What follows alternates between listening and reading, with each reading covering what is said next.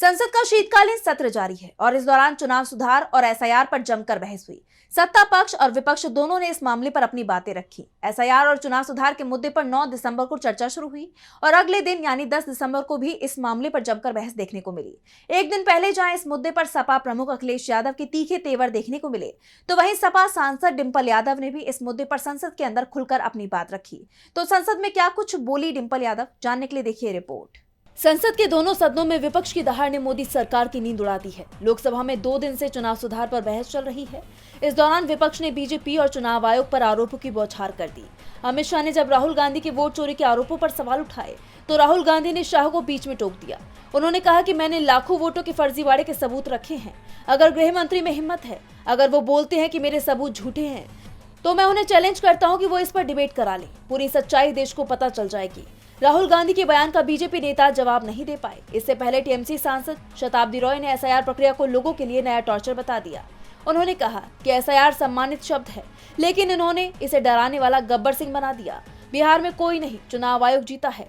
SIR क्या करेगा पता नहीं, लेकिन देश के लोगों को बेइज्जत कर दिया। 80 साल के बुजुर्ग भी अपना नाम खोज रहे हैं। वहीं सपा सांसद डिंपल यादव ने भी चुनाव आयोग पर सरकार के लिए पूरी तरह समर्पित होकर काम करने के आरोप लगाए। उन्होंने कहा, हमने उत्तर प्रदेश के उपचुनावों में देखा है कि किस तरह वोटों की धांधली हुई, कि किस तरह बीजेपी ने मनमानी करी और लगातार चुनाव आयोग को शिकायत करने के बावजूद भी चुनाव आयोग ने कोई भी एक्शन नहीं लिया। और इसी के साथ यह भी देखने को मिला कि पुलिस खुद सादे कपड़े पहनकर वोट डालती नजर आई बूथ के अंदर, लेकिन चुनाव आयोग ने कोई भी अधिकारियों के खिलाफ कार्रवाई नहीं करी। सीसी फुटेज की जब मांग करी गई चुनाव आयोग से, तो चुनाव आयोग ने सीसी फुटेज तो नहीं दिए। इसी के साथ एक ऐसा कानून लेके आई है जहां पे कहा गया है कि 45 दिन के अंदर सीसी फुटेज हटा दिए जाएंगे। वहीं एआईएमआईएम प्रमुख ओवैसी ने एसआईआर को संसदीय कानूनों के खिलाफ बताया।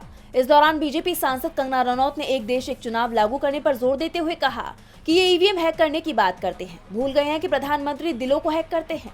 अंत में गृह मंत्री अमित शाह ने चुनाव सुधार पर चर्चा का जवाब दिया।